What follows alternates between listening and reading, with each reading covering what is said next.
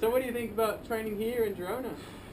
You know, it's world class. It's you know, for me, I love training back home in Australia.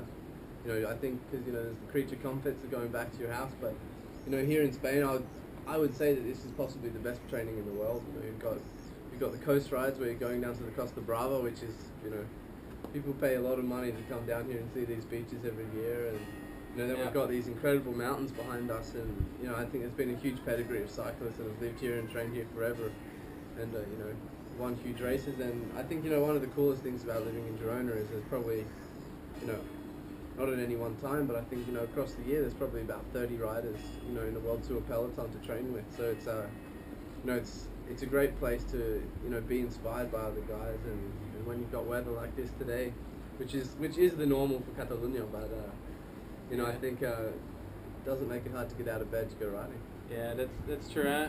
For me, it's you've got a little bit of everything here. There's obviously places where with similar weather, but in the end, here you can train flat, hills, mountains. Everything's pretty much at the doorstep. You can see just the mountain in the background there, which is just like a half an hour climb, and then just a little bit behind that, you've got climbs of an hour, and you can do flat. You can do anything here, and that combined with the good weather, I don't think there's a better place for cyclists to live. Yeah, no, I'd agree with that. And the best thing of all is the food here in Catalonia is not too bad. That is very true. Yeah, the food's quite nice, and we all want to, you know, save some money, and it's pretty cheapy as well. Yeah. So I think it's the right combination of everything. Not too bad. So what are we doing on the bike today? Yeah, I'm going to do a couple of sprints.